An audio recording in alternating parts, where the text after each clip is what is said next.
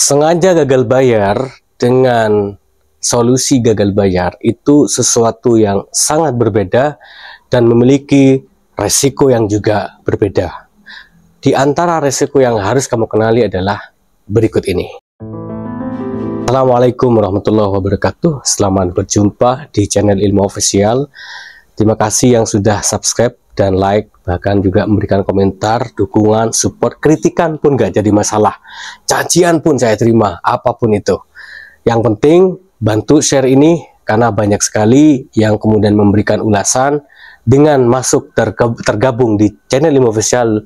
Ini bukan saya ria atau gimana, enggak. Memang ini adalah bagian dari proses saya memberikan semacam sharing tentang bagaimana solusi keluar dari jeratan pinjol ataupun pindar.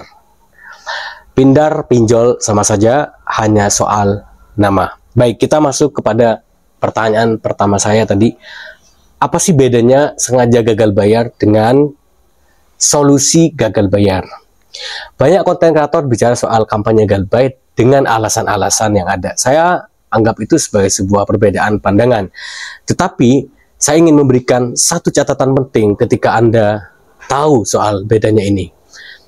Orang dalam kondisi sengaja gagal bayar berarti resikonya adalah dia sudah otomatis sengaja untuk gagal bayar. Artinya kegagalan dalam pembayaran itu adalah sebuah kesengajaan.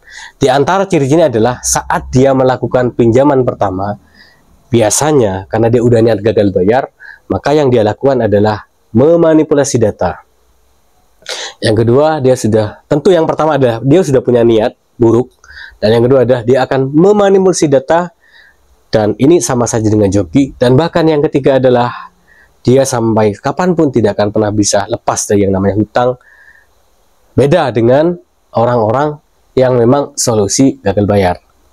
Solusi gagal bayar berarti catatannya adalah dia punya masalah sebelumnya. Artinya ada asumsi-asumsi yang salah di pikiran dia saat dia gagal bayar. Di antara solusi kenapa dia harus gagal bayar, misalnya alasan yang pertama, asetnya udah habis. Yang kedua, kok tambah bangkrut. Yang ketiga, dia mulai sadar, saya selama ini bekerja kok hanya untuk pinjol. Dan saya kok merasa bekerja hanya untuk sesuatu yang tidak berarti dalam hidup saya. Artinya dia malu misalnya kalau tidak bayar hutang, dia takut begini dan semacam, sehingga dia melakukan yang namanya pinjaman untuk bayar pinjaman. Nah, inilah yang saya selalu anggap sebagai pembahasan kita untuk bagaimana keluar dari zona-zona seperti ini. Jadi sengaja gagal bayar itu tidak ada dalam channel Ilmu Official. Kalau ada yang masuk grup saya dan kemudian dia memang sengaja gagal bayar atau hanya menjadi bagian dari proses strategi dia, ya sudah keluar saja dari grup saya. Karena ini hanya khusus orang-orang yang memang betul-betul dia ingin keluar dari hutang dan dia ingin taubat dari hutang, tetapi dengan cara-cara yang benar dan baik. Silakan Anda masuk. Jadi ciri-cirinya itu, pahami dulu yang pertama tadi. Kemudian berikutnya adalah resiko ketika Anda sengaja gagal bayar, ya.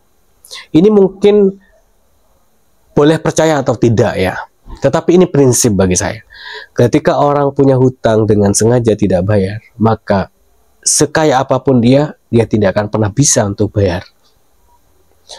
Orang dengan sengaja gagal bayar biasanya dia menyepelekan. Yang pertama, hutang kecil dia sepelekan, hutang besar dia benar-benar takutkan berlebihan.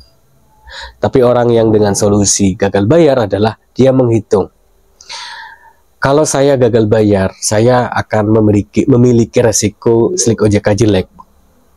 Saya tidak akan bisa bayar, saya tidak akan bisa pinjam lagi. No problem, gak jadi masalah. Yang penting kamu gak pernah hutang kan gak jadi masalah. Dengan catatan, kamu berusaha untuk disiplin lagi.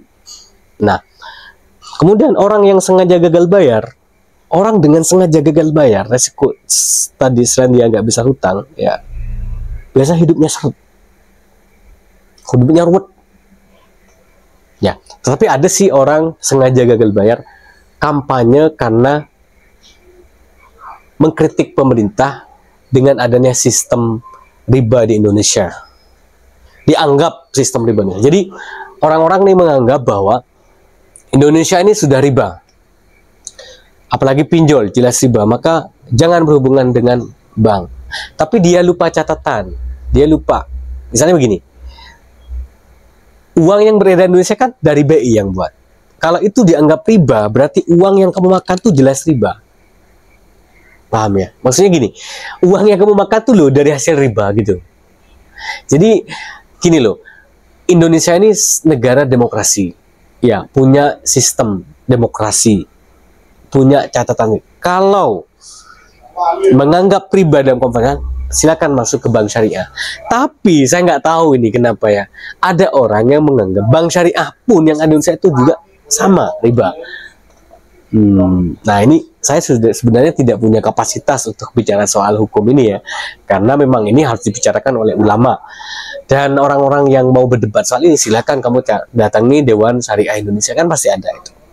Baik, jadi orang-orang seperti ini dia ingin bahwa orang tuh ayo bondong-bondong ambil uang pinjol, jangan bayar biar bangkrut sekalian.